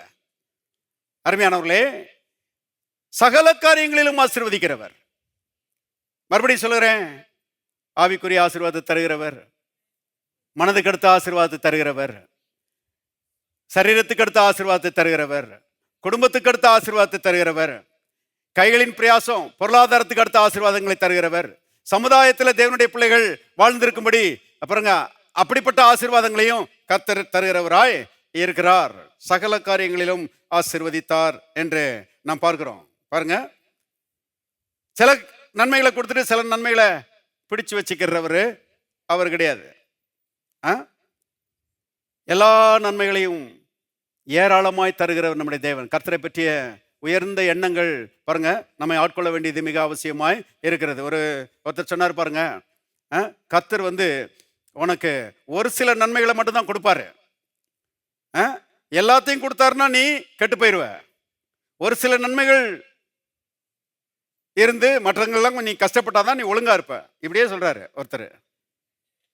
தேவனுடைய பிள்ளைகளே, அவர் என்ன யோசிக்கிறாருன்னா, அவங்க பூலோக தகப்பன் மாதிரியே ஆண்டவரை யோசிக்கிறாரு. இவருடைய பூலோக தகப்பன் வேற, நம்முடைய பரலோக தகப்பன் வேற. நம்முடைய பரலோக அப்பா அருமையானவர்களே நன்மைகளை பிடித்து வைக்கிறவர் அல்ல, இருக்கிற நன்மைகள் எல்லாம் அள்ளி கொட்டுகிறவர் நம்முடைய பரலோக அப்பா. இருக்கிறீங்களா? 84ஆம் சங்கீதத்துக்கு போங்க. 84ஆம் சங்கீதம் 11வது வசனம் பாருங்க. 84ஆம் சங்கீதம் 11வது வசனம். தேவனாய கர்த்தர் சூரியனும் கேடகமானவர், கர்த்தர் கிருபையையும் மகிமையையும் அருளுவார். எல்லாரும் சேர்ந்து வாசிக்கலாம். உத்தமமாய் நடக்கிறவர்களுக்கு நன்மையை வழங்காதிரார். ஆங்கிலத்தில் விதமாக வருகிறது, no good thing will he withhold from them that walk uprightly. பாருங்க, அதாவது உத்தமமாய் நடக்கிறவர்களுக்கு நன்மைகளை பிடிச்சு வைக்க மாட்டாராம். 100 நன்மைகள் இருக்க 99 கொடுத்துட்டு ஒரு நன்மையை பிடிச்சு வைக்க மாட்டாராம். 100 நன்மைகள் இருந்துச்சுன்னா 100ஐயும் கொடுக்கிறவர் தான் நம்முடைய இயேசு. ஆமென். அதனாலதான் அவர் இந்த உலகத்தில் வந்தபோது சொன்னார், நானோ மனுஷருக்கு ஜீவனை கொடுக்கவும் அந்த ஜீவன் பரிபூர்ணப்படவும் வந்தேன். அல்லேலூயா. எல்லாரும் சொல்லுவோம், எனக்கோ இயேசு ஜீவனை கொடுக்கவும் அந்த ஜீவன் பரிபூர்ணப்படவும் வந்தார். மனசுல பதியிட்டோம். பாருங்க, பரிபூர்ணமாய் கொடுக்கிறவர், ஏராளமாய் கொடுக்கிறவர் அவர் தான் நம்முடைய தேவன். பாருங்க, ஆகவே எதையுமே பிடிச்சு வைக்கிறவர் அல்ல, வாழ்க்கையின் எல்லா அம்சங்களையும் ஆசீர்வதிக்கிறவர், எல்லா நன்மைகளையும் நமக்கு அருளுகிறவராய் அவர் இருக்கிறார். இப்போ ஆபிரகாமுடைய ஆசீர்வாதத்தினுடைய ஒரு பகுதி பொருளாதார ஆசீர்வாதம் இல்லையா? கர்த்தர் அவனை சந்திப்பதற்கு முன்னால அவன் எப்படி இருந்தானா? ஒரு தினக்கூலியா இருந்தானா. கவனிங்க, ஊர் என்கிற கல்தையருடைய பட்டணத்தில் அவன் வாழுகிறான். தல்மூத் என்கிற ஒரு புஸ்தகம் அவன் எப்படி இருந்தான் என்பதை பற்றி சொல்லுகிறது. சாமி பொம்மைகளை செய்து அதை கலர் அடிச்சு தெரு தெருவா வித்து, சாமி வேணுமா, சாமியவே விற்கிறாளுவேன் பாருங்க, சாமி வேணுமா சாமி வேணுமான்னு சொல்லி அந்த பொம்மைகளை வித்து பாருங்க, அதன் மூலமா வயிறு பிழைச்ச ஆளு பாருங்க, ஒரு பரம ஏழை. ஆச்சரியத்திலையும் ஆச்சரியம். அருமையானவர்களே, வானத்தையும் பூமியும் உண்டாக்கின சர்வ வல்லமையுள்ள தேவன் இவனை தேடி போறாரு. இந்த கதை தான் வேதம் முழுக்க. பாருங்க, தகுதி இல்லாதவர்களை கர்த்தர் தேடி போய் அவர்களை ரட்சிக்கிறார். நம்மளை கூட அப்படிதான் ரட்சித்திருக்கிறாரு. எத்தனை பேர் ஆமென் சொல்றீங்க? எனக்கெல்லாம் எந்த தகுதியும் கிடையாது. ஆனால் அருமையான இந்த தேவன் என்னை தேடி வந்து ரட்சித்து என்னை ஆசீர்வதித்திருக்கிறார். உங்களையும் அப்படிதான். கர்த்தருடைய கிருபை எவ்வளவு பெரியது என்பதை யோசித்து பாருங்க. அருமையானவர்களே, இவனை தேடி போறாரு, இவனுக்கு தரிசனமாகிறாரு. தரிசனமாகி அவர் அழைக்கும் போது எப்படி சொல்றாரு பாருங்க. ஆதியாகமம் 12ஆம் அதிகாரம், ஆதியாகமம் 12ஆம் அதிகாரம் 2வது வசனம் பாருங்க. நான் உன்னை பெரிய ஜாதியாக்கி உன்னை ஆசீர்வதித்து உன் பெயரை பெருமைப்படுத்துவேன், நீ ஆசீர்வாதமாயிருப்பாய். இவ்வளவு பிரமாதமா பேசுகிறதுன்றது யாராலையும் பேச முடியாது. தேவன் தான் அப்படி பேச முடியும். என்ன அருமையா சொல்றாரு பாருங்க. ஒரு பிள்ளை கூட இல்லை, பிள்ளையற்ற மலடனாய் அவன் இருக்கிறான். கர்த்தர் வாக்கு போடும்போது சொல்றாரு, நான் உன்னை பெரிய ஜாதியாக்கி உன்னை ஆசீர்வதித்து உன் பெயரை பெருமைப்படுத்துவேன், நீ ஆசீர்வாதமாய் இருப்பாய். பாருங்க, விலாசம் தெரியாத ஒரு ஆளா இருக்கிற நீ, உன்னைய யாருக்குமே தெரியாது. ஆனா நான் உன்னை ஆசீர்வதித்து உன் பெயரை பெருமைப்படுத்த போகிறேன். அப்பொழுது உனக்கு எல்லாரையும் தெரியாது, ஆனா உன்னைய எல்லாருக்கும் தெரிகிற விதத்துல நான் உன்னை ஆசீர்வதிக்க போறேன். பாருங்க, கர்த்தர் சொல்றாரு, உன் பெயரை பெருமைப்படுத்துவேன், நீ ஆசீர்வாதமாய் இருப்பாய். சொன்னது மட்டும் இல்ல, கவனிங்க, செயல்பாட்டில் இறங்குறாரு தேவன். பைபிள்ல நம்ம வாசிக்கிறோம், பார்வோன் அவன் வந்து எகிப்துக்கு ராஜா, உலகத்திலேயே பெரிய ராஜ்யம் பாருங்க, அந்த எகிப்து ராஜ்யம். எகிப்துக்கு ராஜா. அருமையானவர்களே, அந்த ராஜாவினிடத்திலிருந்து ஐஸ்வர்யத்தை எடுத்து கர்த்தர் வந்து ஆபிரகாமுக்கு கொடுத்தார் என்று நாம் வாசிக்கிறோம். வாசிங்க, ஆதியாகமம் 12ஆம் அதிகாரம் 16வது வசனம் பாருங்க. ஆதியாகமம் 12:16. அவள் நிமித்தம் அவன் ஆபிரகாமுக்கு தயை பாராட்டினான். அவனுக்கு ஆடு மாடுகளும் கழுதைகளும் வேலைக்காரரும் வேலைக்காரிகளும் கோழியை கழுதைகளும் ஒட்டகங்களும் கிடைத்தது. தேவன் பாருங்க, அவனுக்கு ராஜாக்களுடைய ஐஸ்வர்யத்தை வாங்கி தருகிற ஒரு காட்சியை இங்கே நாம் பார்க்கிறோம். தம்முடைய பிள்ளைகளுக்கு தேவையானால், அருமையானவர்களே, தேவன் வல்லமையான கிரியைகளை நடப்பிக்கிறவராய் அவர் இருக்கிறார். இன்றைக்கும் அவர் அப்படிதான் இருக்கிறார். பைபிளில் போட்டிருக்குது, பாவிகளுடைய ஆஸ்தி நீதிமான்களுக்காக சேர்த்து வைக்கப்படுகிறது. உங்களுக்காக எந்த பாவி சேர்த்துக்கிட்டு இருக்கிறான்னு தெரியல. ஆனா நீங்க உத்தமமா வாழ்ந்துட்டு இருந்தீங்கன்னா, அருமையான கர்த்தரை விசுவாசிக்கிறவர்களா நீங்க இருப்பீர்களானால், அந்த பாவியினுடைய கையில் இருக்கிற அந்த ஐஸ்வர்யம் கை நழுவி உங்க கையில சேர்ந்துருங்க. பைபிளை பேசிட்டு இருக்கிறேன் நான். அருமையானவர்களே, கர்த்தர் இன்றைக்கு அவருடைய பிள்ளைகளை இயற்கைக்கு அப்பாற்பட்ட விதத்திலே ஆசீர்வதிக்கிறவராய் அவர் இருக்கிறார். பாருங்க, எகிப்துக்கு போகும்போது ஒரு ஏழையா போறான். பஞ்ச நேரம். அந்த பஞ்ச நேரத்துல எகிப்தை விட்டு வெளியே வரும்போது பெரிய ஐஸ்வர்யவனா வருகிறான். பாருங்க, தேவனால் தெரிந்து கொள்ளப்பட்டவர்கள், ஆபிரகாமை போல தேவனால் ரட்சிக்கப்பட்டவர்கள் பஞ்ச நேரத்திலையும் அருமையான பணக்காரங்களா மாறுவாங்க. ஏன்னா கர்த்தருடைய அபிஷேகம், கர்த்தருடைய ஆசீர்வாதம் அருமையானவர்களே அவர்களுக்கு உண்டு. பாருங்க, அது திறக்காத கதவுகளை திறக்கும், அது இருப்பு தாழ்பாள்களை முறிக்கும், வெண்கல கதவுகளை உடைக்கும், அந்தகாரத்தில் இருக்கிற பொக்கிஷங்களையும் புதையல்களையும் எடுத்து நம்முடைய பிள்ளைகளுக்கு தேவன் கொடுக்கிறவராய் இருக்கிறார். விசுவாசிக்கிறீங்களா? எத்தனை பேர் விசுவாசிக்கிறீங்க? எல்லாரும் கரங்களை தட்டி கர்த்தரை மகிமைப்படுத்துவோம். ஹல்லேலூயா. பாருங்க, பார்வோன் கொடுக்க மாட்டான். அவன் அவ்வளவு பாருங்க ஈஸியான ஆள் கிடையாது, கடினமான ஆளு. ஆனா கர்த்தர் கட்டளை இடுகிறார், கொடுத்தே ஆகணும் சொல்லி என்ன செய்றாரு? கர்த்தர் கட்டளை இடுகிறார். கர்த்தருடைய கட்டளைகளுக்கு இணங்கி அருமையானவர்களே அவன் என்ன செய்றான்? கொடுக்கிறான். ஆபிரகாமுக்கு கொடுக்கிறான். பைபிளை போட்டிருக்கு, வடக்கை நோக்கி கொடு என்று சொல்லுவேன், தெற்கை நோக்கி வைத்திராதே என்று சொல்லுவேன். உங்களுக்கு சேர வேண்டிய பணத்தை பிசாசு தடுத்துட்டு இருக்கிறான். உங்களுக்கு சேர வேண்டிய பணத்தை நிறைய மனிதர்கள் தடை பண்ணிட்டு இருக்கிறாங்க. கர்த்தர் சொல்றாரு, விசுவாசி, கல்வாரியில தரித்திரத்தை சுமந்து தீர்த்திருக்கிறேன் என்பதை விசுவாசி, நம்பு, அறிக்கையிடு.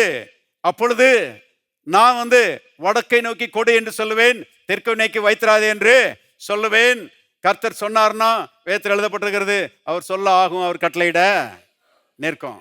பணமெல்லாம் உங்க கைக்கு என்ன செஞ்சிடும்?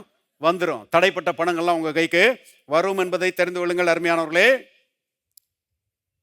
பாருங்க, கர்த்தர் அந்த பண விஷயத்துல ஆபிரகாமை ஆசீர்வதித்தார் என்பதை வேதம் பாருங்க கொஞ்சம் ஹைலைட் பண்ணி காண்பிக்கிறது, கொஞ்சம் எடுத்து காண்பிக்கிறதாய் இருக்கிறது. அதை நம்ம வேதத்தில் பார்க்கிறோம்.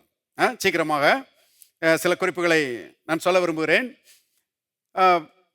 ஈசாக்குக்கு பெண் பார்க்கும்படி வேலைக்காரன் ஆபிரகாம் விட்டு வந்த அந்த ஊர் பக்கம், அந்த மெசொப்பொத்தேமியா அங்கிற அந்த பகுதிக்கு வேலைக்காரனை அனுப்புகிறான். வேலைக்காரன் ஈசாக்குக்கு பெண் கொள்ளும்படி அந்த ஊருக்கு போகிறான். அங்கே போகும்போது அங்கே ஒரு கிணத்தண்டையில் நின்றுட்டு ஒரு ஜெபம் பண்ணுறான். வர்ற பெண்ணு, இந்த தண்ணி எடுக்கிற வருகிற பெண், அவ எனக்கு தாகத்துக்கு கொடுமா, தண்ணியை கொடு அப்படின்னு சொல்லி நான் கேட்கும்போது, எனக்கும் தண்ணி கொடுக்கணும், ஒட்டகத்துக்கும் தண்ணி கொடுக்கணும் அப்படின்ற அப்படி கொடுக்கிற ஒரு பெண் தான் கர்த்தரால் நியமிக்கப்பட்ட பெண். ஆண்டவரே, அப்படிப்பட்ட ஒரு பெண்ணை அனுப்புன்னு சொல்லி ஜெபம் பண்ணிட்டு அங்கே நிற்கிறான். கரெக்டாக ரெபேக்கா வர்றா. ரெபேக்கா தண்ணியை மொண்டுக்கிட்டு கிணத்துலேருந்து ஏறி வருகிறாள். கேட்குறான், தண்ணி கொடுமான்னு சொல்லி கேட்குறான். உமக்கும் கொடுப்பேன், ஒட்டகத்துக்கும் வார்ப்பேன்னு சொல்லி அவ்விதமாக பாருங்க தண்ணி கொடுக்கிறாள். அப்படி கொடுத்த மாத்திரத்தில் கவனிங்க, உடனே வேலைக்காரன் காதணியையும் கைக்கு கடகங்களையும் போட்டு விடுறான். அவளுக்கு யாருன்னே தெரியல. ஆனா இவ தான் தேவனால் நியமிக்கப்பட்ட பெண் சொன்ன மாத்திரத்தில் தங்க காதணியையும் தங்க கடகங்களையும் என்ன செய்கிறான்? போட்டு விடுறான். வேலைக்காரன் கையில் அவ்வளவு பொண்ணு இருக்குது. அப்படியானால் ஆபிரகாம் எவ்வளோ பெரிய பணக்காரனாக இருந்திருப்பான் யோசித்து பாருங்க. இப்போ அவள் வீட்டுக்கு கூட்டிகிட்டு போகிறான். கூட்டிகிட்டு போய் அங்கே ஈசாக்குக்கு பெண் வேண்டும் என்று வேலைக்காரன் வீட்டார் இடத்துல பேசுகிறான். பேசும்போது இவ்விதமாக அவன் சொல்லுகிறான். வாசிங்க, ரொம்ப பிரமாதமாக இருக்குது.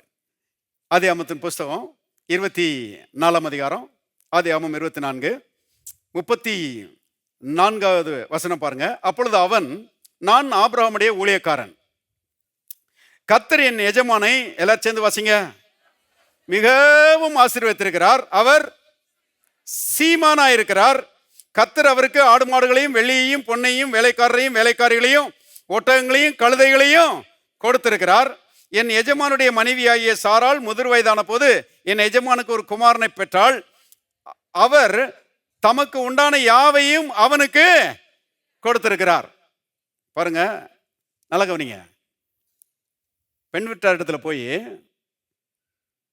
ஆபிரகாம் ரொம்ப உத்தமமான ஆளு, ரொம்ப நல்ல மனுஷன், தப்பு தண்டா பண்ண மாட்டாருங்க, பொய் சொல்ல மாட்டாரு, அவர் ரொம்ப உத்தமமான ஆளு, ரொம்ப யோக்கியமான ஆளு. அவர் மட்டும் இல்ல, அவர் மகனும் அப்படிதான். அதனால நீங்க நம்பி பொண்ணை கொடுக்கலாம். அப்படி சொல்லல, உத்தமமான ஆள் தான், நல்ல மனுஷன்தான். ஆனா அதை பாருங்க ஹைலைட் பண்ணலங்க வேதம். அதெல்லாம் இருக்குது, அது அஸ்திபாரம். பாருங்க, வெறும் பணம் இருந்து இந்த கேரக்டர்லாம் இல்லைன்னா அது வேஸ்ட், அது யூஸ்லெஸ். கேரக்டர் ரொம்ப முக்கியம், அது இருக்குது. ஆனா அதுக்கு மேல தேவன் என் எஜமானை என்ன செய்திருக்கிறாரு? ஆசீர்வதித்திருக்கிறாரு. அவர் எப்படி இருக்கிறாரு? கொஞ்சம் சத்தமா தான் சொல்லுங்களேன், அப்பதான் நீங்க சீமானவங்க. கவனிங்க, அவர் சீமானா இருக்கிறார். கர்த்தர் அவருக்கு ஆடு மாடுகளையும் வெள்ளியையும் பொன்னையும் வேலைக்காரரையும் வேலைக்காரிகளையும் ஒட்டகங்களையும் கழுதைகளையும் கர்த்தர் கொடுத்திருக்கிறாரு. ஐஸ்வர்யத்தை கர்த்தர் எஜமானு கொடுத்திருக்கிறாரு. அந்த ஐஸ்வர்யம் முழுவதும் ஈசாக்குக்கு சொந்தம். அதனால நீங்க பெண்ணு கொடுக்கறதா இருந்தா கொடுங்க, கூட்டிட்டு போறேன், இல்லைன்னா ஆளை விடுங்க, கிளம்புறேன் அப்படின்னு சொன்ன உடனே லாபான் ரொம்ப ஃபேமஸான ஆளு. லாபான் அவன் தான் சொல்றான், இந்த காரியம் கர்த்தரால் வந்தது.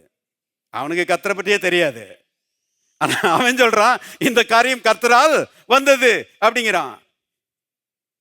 ஏன்னா அவனுக்கு விளங்குது, கர்த்தரால் ஆபிரகாம் ஆசீர்வதிக்கப்பட்ட ஆளு, பெரிய பணக்காரரா இருக்கிறாரு. இந்த குடும்பத்துல நம்ம சம்பந்தம் பண்ணா அது நம்ம சகோதரிக்கு நல்லது. இந்த சம்பந்தத்தை, இந்த ப்ரொபோசலை விட்டுறக்கூடாது என்று அறிந்த மாத்திரத்தில் அவன் சொல்றான், இந்த காரியம் கர்த்தரால் வந்தது, நலம் புலம் எதுவும் நாங்கள் சொல்லக்கூடாது. அவங்களுக்கு ரொம்ப ஆச்சரியம். பாருங்க, நீங்க பொண்ணை கூட்டிட்டு போங்க அப்படின்னு சொல்லி ரெபேக்கால நீங்க ஈசாக்குக்கு மனம் முடிக்கும்படி கூட்டிட்டு போங்க அப்படின்னு சொல்லி வீட்டார் சொல்றாங்க. சொன்ன மாத்திரத்தில் அருமையானவர்களை வேதத்தில் பார்க்கிறோம். நம்ம 24ஆம் அதிகாரம் 53வது வசனம் பாருங்க. பின்பு அந்த ஊழியக்காரன், எல்லாரும் சேர்ந்து வாசிக்கலாம், வெள்ளி உடைமைகளையும் பொன் உடைமைகளையும் வஸ்திரங்களையும் எடுத்து ரெபேக்காளுக்கு கொடுத்ததுமன்றி அவளுடைய சகோதரனுக்கும் தாய்க்கும் சில உச்சிதங்களையும் கொடுத்தான். பாருங்க, ஏற்கனவே காதணியும் போட்டு விட்டுக்கிறான், கடகங்களெல்லாம் போட்டு விட்டுக்கிறான். இப்போ அந்த பொண்ணு அதை கூட்டிட்டு போங்க அப்படின்னு சொல்லி அவர் சம்மதம் தெரிவித்த மாத்திரத்தில் இப்போ அடுத்து பாருங்க, அவளுக்கு வெள்ளி உடைமைகளையும் பொன் உடைமைகளையும் வஸ்திரங்களையும் எடுத்து ரெபேக்காளுக்கு கொடுத்தது மட்டுமல்லாம அவளுடைய சகோதரனுக்கும் தாய்க்கும் சில உச்சிதங்களையும் கொடுத்தான். இருக்கிறதெல்லாம் அள்ளி அள்ளி கொடுக்குறான். எவ்வளவுதான் கொண்டு வந்திருக்கிறான்னு தெரியல. அப்போனா பாருங்க, ஆபிரகாம் எவ்வளவு பெரிய பணக்காரனா இருப்பாங்க, கொஞ்சம் யோசித்து பாருங்க. கொடுக்கறதெல்லாம் வெள்ளியும் பொண்ணையும் கொடுக்குறான். தேவனுடைய பிள்ளைகளே கவனிங்க. இப்போ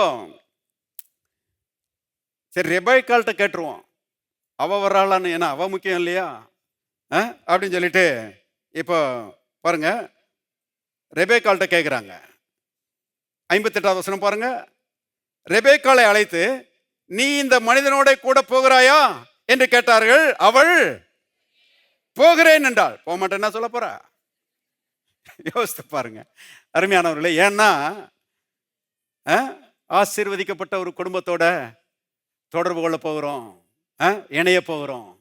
இது கர்த்தரால் உண்டானது என்பதை அறிந்த மாத்திரத்தில் ரெபேக்காள் சொல்கிறா, நான் வந்து என்ன செய்கிறேன், போகிறேன். ஆகவே கிளம்பி வர்றாங்க.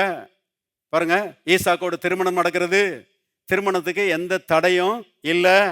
ரொம்ப மகிமையாய் நடந்து ஆசீர்வாதமாக அவருடைய குடும்ப வாழ்க்கை அமைந்தது என்று நாம வாசிக்கிறோம். நல்லா கவனிங்க. அதுக்கு பிரதானமான காரணம் அருமையானவர்களே, தேவன் அவனுக்கு ஆபிரகாமுக்கு கொடுத்த ஐஸ்வர்யம். கவனிங்க, இன்னைக்கு யோசித்து பாருங்க, பணம் இல்லாமல் எத்தனை குடும்பங்கள் வந்து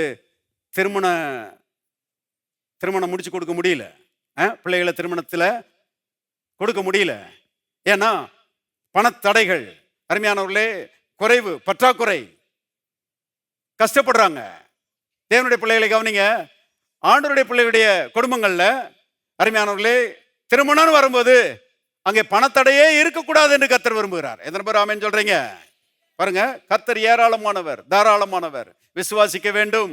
அருமையானவர்களே, திருமணத்துக்கு எந்த தடையும் வராதபடிக்கு குறைவுகளை நிறைவாக்குகிற தேவன். அதனாலதான் கானா ஒரு கல்யாண வீட்டில் அருமையானவர்களே, இயேசு அந்த குறைவை நிறைவாக்கி அந்த திருமணத்தை அருமையானவர்களை மகிமைப்படுத்தினார் என்று நாம் பார்க்கிறோம். இயேசு எதுக்கு இந்த உலகத்தில் வந்தாரு? ஆபிரகாமுடைய பாருங்க ஆசீர்வாதத்தை பாருங்க மக்களுக்கு கொடுக்கும்படியாக அவர் இந்த உலகத்தில் வந்தாரு. கானா ஒரு கல்யாண வீட்டில் அருமையானவர்களே, அந்த ஆசீர்வாதத்தை தான் கொடுக்குறாரு. அங்கே அந்த குறைவு இருந்துச்சுன்னா, அங்கே திராட்சை ரசம் குறைவுபட்டு போச்சு, அந்த குறைவு இருந்துருந்துச்சுன்னா அன்னைக்கு அவர்களுக்கு கண்ணீர், அவமானம் அது காத்திருந்தது. ரொம்ப வெக்கப்பட்டு போயிருப்பாங்க தேவனுடைய பிள்ளைகளே. ஆனால் கர்த்தர் இயேசு அங்கே இருந்தாரு, குறைவை நிறைவாக்கினார். பாருங்க, குறைவை நிறைவாக்கி நல்ல நல்ல திராட்சை ரசத்தை கொடுத்தாராம். எத்தனை பேர் விசுவாசிக்கிறீங்க? ஆண்டவர் கொடுத்தாருன்னா பெஸ்ட்டை தான் கொடுப்பாரு. கர்த்தருடைய நாமத்தினால நான் உங்களுக்கு சொல்லுறேன், உங்களுக்கு கர்த்தர் கொடுத்தாருன்னா எல்லாத்தையும் பெஸ்ட்டாக தான் கொடுப்பாரு. எல்லாம் பிரமாதமான நன்மைகள் அவரிடத்திலிருந்து என்ன செய்கிறது, வருகிறது. ஆகவே பாருங்க, திராட்சை ரசம் நல்ல ரசத்தை கொடுத்தாரு. நல்ல ரசத்தை கொடுக்கறது மட்டும் இல்லை, கொஞ்சமா கொடுக்கல, 18 குடம் கொடுத்தாரு. யோசித்து பாருங்க. ஒரு குடம் இருந்துச்சுன்னா பந்தியை ஜோரா முடிச்சிருப்பாங்க. ஏன்னா கொஞ்சம் பேருக்கு தான் பத்தாம போச்சு. ஆனா கர்த்தர் அவங்களுக்கு கொடுத்தது ஒரு குடம் கிடையாது. கர்த்தர் அவங்களுக்கு கொடுத்தது எத்தனை குடங்க? 18 குடம், 900 லிட்டர் அப்படின்னு சொல்றாங்க. பாருங்க, அவ்வளவு திராட்சை ரசம். நான் யோசித்து பார்க்குறேன், திராட்சை ரசம் ரொம்ப நல்லா இருக்குதுன்னு அங்கே சாப்பிட்டுட்டு போனவங்களாம் சொல்லியிருப்பாங்க ஊரில். மற்றவங்கெல்லாம் தூக்கு சீட்டை எடுத்துகிட்டு வந்து முண்டை எடுத்துகிட்டு போயிருப்பாங்க. இது யெகோவாவுடைய திராட்சை ரசம், இது இயேசுனுடைய திராட்சை ரசம். எல்லாரும் பாருங்க, அன்றைக்கு அந்த கல்யாண வீட்டை ஊரே புகழ்ந்தது. கவனியங்கள், நான் உன்னை ஆசீர்வதித்து உன் பெயரை என்ன செய்வேன், பெருமைப்படுத்துவேன். இதுதான் ஆபிரகாமின் ஆசீர்வாதம். இருக்கிறீங்களா? ஆபிரகாமுடைய ஆசீர்வாதம் இன்றைக்கு நம்முடையதாய் இருக்கிறது. இயேசு அந்த ஆசீர்வாதத்தை நம்ம தலைமையில பண்டமாற்றம் செய்திருக்கிறார். விசுவாசியுங்கள், குறைவு ஓடி போயிடும், நிறைவு உண்டாகும், நிரம்பி வழிகிற அனுபவம் உண்டாகும். இருக்கிறீங்களா? எல்லாரும் இந்த விஷயம் எழுந்து நிற்போம். Thank you Lord. பரலோகத்தின் தகப்பனே, நன்றியோடு நாங்கள் துதிக்கிறோம். கல்வாரி சிலுவை நாங்கள் நோக்கி பார்க்கிறோம். அவர்கள் அவரை நோக்கி பார்த்து பிரகாசம் அடைந்தார்கள், அவருடைய முகங்கள் வெட்கப்படவில்லை என்று நாங்கள் பார்க்கிறோமே. கர்த்தாவே, எங்களுடைய தரித்திரத்தை நீர் சுமந்து தீர்த்திருக்கிறீர், தரித்திரத்தின் கூரை ஒடித்திருக்கிறீர். கர்த்தாவே, தரித்திரம் எங்களுக்கு உரியது அல்ல, கர்த்தரால் வருகிற ஐஸ்வர்யம் எங்களுடையது. கர்த்தருடைய ஆசீர்வாதம் எங்களுக்கு ஐஸ்வர்யத்தை கொண்டு வருகிறது என்று நாங்கள் விசுவாசிக்கிறோம். ஆபிரகாமுடைய ஆசீர்வாதம் எங்களுடைய ஆசீர்வாதம். கர்த்தாவே தகப்பனே, உமக்கு ஸ்தோத்திரம். எல்லா குறைவுகளும் இல்லாமல் போவதாக, எல்லா பண கர்த்தாவே தடைகளும் விலகி போவதாக. கர்த்தாவே, உம்முடைய நாமத்தினாலே தெய்வீக பெருக்கங்கள் உண்டாவதாக. பணங்களை கர்த்தாவே நீர் கொண்டு வருகிறீர், நீர் எல்லா தேவைகளையும் அற்புதமாய் சந்திக்கிறீர், எல்லா குறைவை நிறைவாக்குகிறீர், நிரம்பி வழிகிற அனுபவத்தை எல்லாருக்கும் தருகிறீர். அதற்காக உமக்கு நன்றி. இயேசுவின் நாமத்தில் பிதாவே, ஆமென்.